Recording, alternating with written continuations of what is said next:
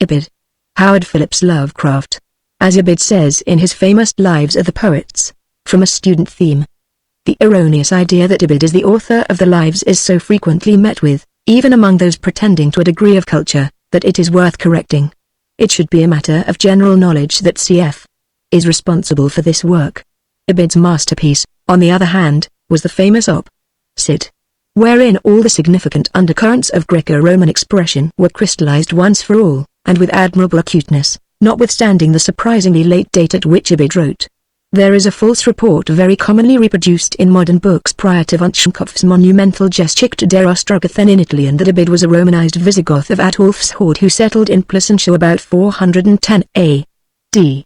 The contrary cannot be too strongly emphasized, for von Schönkoff, and since his time Little Wit 1 and Bitenoyer, 2 have shown with irrefutable force that this strikingly isolated figure was a genuine Roman, or at least as genuine a Roman as the degenerate and mongrelized age could produce, of whom one might well say what Gibbon said of Boethius, that he was the last whom Cato or Tully could have acknowledged for their countryman.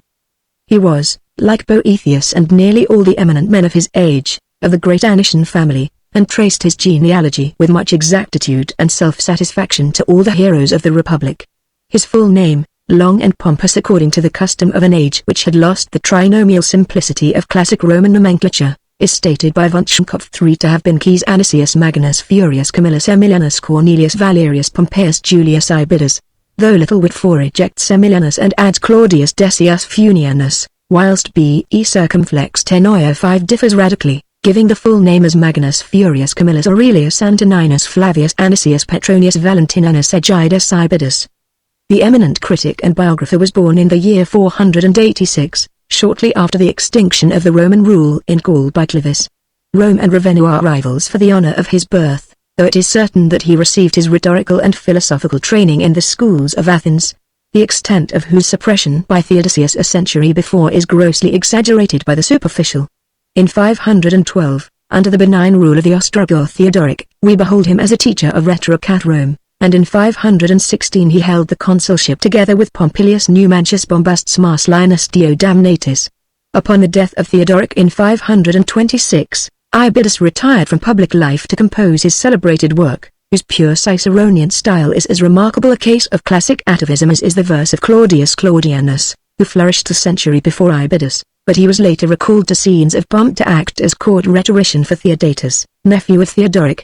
Upon the usurpation of Vitiges, Ibidus fell into disgrace and was for a time imprisoned, but the coming of the Byzantine Roman army under Belisarius soon restored him to liberty and honors. Throughout the siege of Rome he served bravely in the army of the defenders, and afterward followed the eagles of Belisarius to Alba, Porto, and Santumcelli. After the Frankish siege of Milan, Ibidus was chosen to accompany the learned Bishop Dacius to Greece, and resided with him at Corinth in the year 539. About 541 he removed to Constantinopolis, where he received every mark of imperial favor both from Justinus and Justinus II. The emperors Tiberius and Maurus did kindly honor to his old age, and contributed much to his immortality, especially Maurus, whose delight it was to trace his ancestry to old Rome notwithstanding his birth at Arabiscus, in Cappadocia.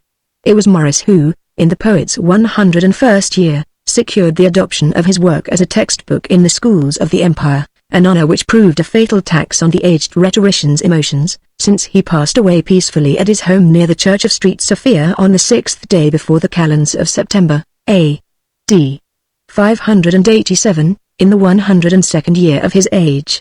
His remains, notwithstanding the troubled state of Italy, were taken to Ravenna for interment, but being interred in the suburb of Class, were exhumed and ridiculed by the Lombard Duke of Spolto, who took his skull to King Orteres for use as a wassail bowl. Ibid's skull was proudly handed down from king to king of the Lombard line. Upon the capture of Pavia by Charlemagne in 774, the skull was seized from the tottering Desiderius and carried in the train of the Frankish conqueror. It was from this vessel, indeed, that Pope Leo administered the royal unction which made of the hero nomad a Holy Roman Emperor. Charlemagne took Ibid's skull to his capital at Aix, soon afterward presenting it to his Saxon teacher Alcuin, upon whose death in 804 it was sent to Alcuin's kinsfolk in England. William the Conqueror, finding it in an abbey niche where the pious family of Alcuin had placed it, believing it to be the skull of a Saint Six who had miraculously annihilated the Lombards by his prayers, did reverence to its osseous antiquity, and even the rough soldiers of Cromwell, upon destroying Ballylabbey in Ireland in 1650, it having been secretly transported thither by a devout papist in 1539, upon Henry VII's dissolution of the English monasteries, declined to offer violence to a relic so venerable. It was captured by the private soldier Edmund Weep Hopkins, who not long after traded it to Rest in Jehovah Stubbs for a quid of New Virginia weed. Stubbs, upon sending forth his son Zerubbabel to seek his fortune in New England in 1661, for he thought ill of the Restoration atmosphere for a pious young yeoman, gave him street Ibids, or rather brother Ibids, for he abhorred all that was popish, skull as a talisman. Upon landing in Salem Zerubbabel set it up in his cupboard beside the chimney, he having built a modest house near the town pump. However, he had not been wholly unaffected by the Restoration influence, and having become addicted to gaming, lost the skull to one Appenitus Dexter, a visiting freeman of Providence. It was in the house of Dexter, in the northern part of the town near the present intersection of North Main and Olney Streets, on the occasion of Canunch's raid of March 30, 1676, during King Philip's War, and the astute sachem, recognizing it at once as a thing of singular venerableness and dignity, sent it as a symbol of alliance to a faction of the Pequots in Connecticut with whom he was negotiating. On April 4 he was captured by the colonists and soon after executed, but the austere head of Ibid continued on its wanderings. The Pequots, enfeebled by a previous war, could give the now stricken Narragansetts no assistance, and in 1680 a Dutch fur trader of Albany, Petrus van Schack, secured the distinguished cranium for the modest sum of 2 guilders.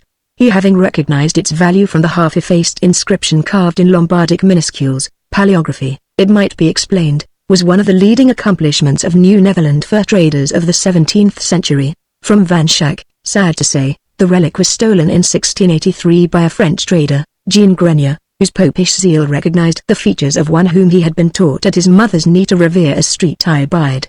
Grenier, fired with virtuous rage at the possession of this holy symbol by a Protestant, crushed Van Schack's head one night with an axe and escaped to the north with his booty, soon, however, being robbed and slain by the half-breed voyager Michel Savard, who took the skull, despite the illiteracy which prevented his recognizing it, to add to a collection of similar but more recent material. Upon his death in 1701 his half-breed son Pierre traded it among other things to some emissaries of the Sacs and Foxes, and it was found outside the chief's teepee a generation later by Charles de Lanlade, founder of the trading post at Green Bay, Wisconsin. De Lanlade regarded this sacred object with proper veneration and ransomed it at the expense of many glass beads, yet after his time it found itself in many other hands, being traded to settlements at the head of Lake Winnebago, to tribes around Lake Mendota, and finally, early in the 19th century, to one Solomon Juno, a Frenchman, at the new trading post of Milwaukee on the Menominee River and the shore of Lake Michigan. Later traded to Jacques Caboche, another settler. It was in 1850 lost in a game of chess or poker to a newcomer named Hans Zimmermann, being used by him as a beerstein until one day, under the spell of its contents, he suffered it to roll from his front stoop to the prairie path before his home, where, falling into the burrow of a prairie dog, it passed beyond his power of discovery or recovery upon his awaking. So for generations did the sainted skull of Caius Anicius Magnus Furius Camillus Aemilianus Cornelius Valerius Pompeius Julius Ibidus, consul of Rome, favorite of emperors, and saint of the Romish Church, lie hidden beneath the soil of a growing town. At first worshipped with dark rites by the prairie dogs, who saw in it a deity sent from the upper world, it afterward fell into dire neglect as the race of simple, artless burrowers succumbed before the onslaught of the conquering Aryan. Sewers came, but they passed by it. Houses went up, 2,303 of them, and more, and at last one fateful night a Titan thing occurred. Subtle nature, convulsed with a spiritual ecstasy, like the froth of that region's quondam beverage, laid low the lofty and heaved high the humble, and behold, in the rose-sealed dawn the burghers of Milwaukee rose to find a former prairie turned to a highland. Vast and far-reaching was the great upheaval. Subterranean arcana, hidden for years, came at last to the light. For there, full in the rifted roadway, lay bleached and tranquil in bland, saintly, and consular pomp the dome-like skull of Ibid,